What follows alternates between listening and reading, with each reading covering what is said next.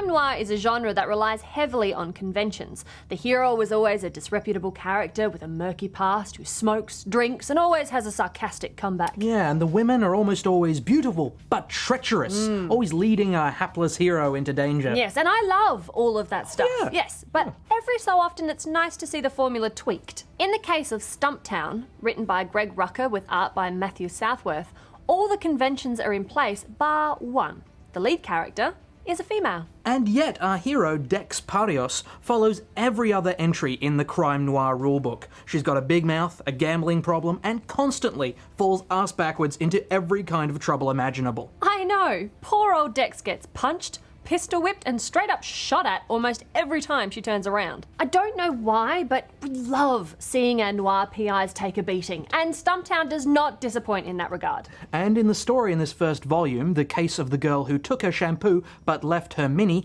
it's 100% crime noir. Dex is heavily in debt to an Indian casino and gets tasked with finding the owner's runaway granddaughter as a way of clearing the debt. And before she knows it, she's up to her neck in blackmail, death threats, crime bosses, and hired goons. Hired goons? Yeah, so there's nothing that new about the structure, but when it's done this well, there really doesn't need to be. Yeah, no, I agree. And what did you think of the visuals? Well, of course the art style is essential to establishing tone in a noir story, and I think Southworth does a great job providing a sense of place.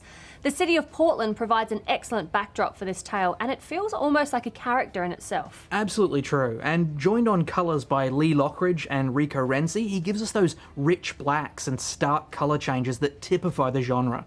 I will say, however, that at times the character faces could seem a little blank, and the scratchy style of the artwork could leave the anatomy feeling a little inconsistent as well. But overall, he does complement Rucka's storytelling style really well. He does. Dex is a fantastic character, equally flawed and relentless. There's shades of Renee Montoya from Gotham Central or Jinx Alameda from Bendis' Noir series, but she has got a style all of her own. I really loved reading this, and it's a massive buy from me. Yeah, look, I'm always going to be a sucker for this kind of setup. You've got a big mouth protagonist, you've got murder, you've got mayhem, you've got, best of all, hired goons. Hired goons?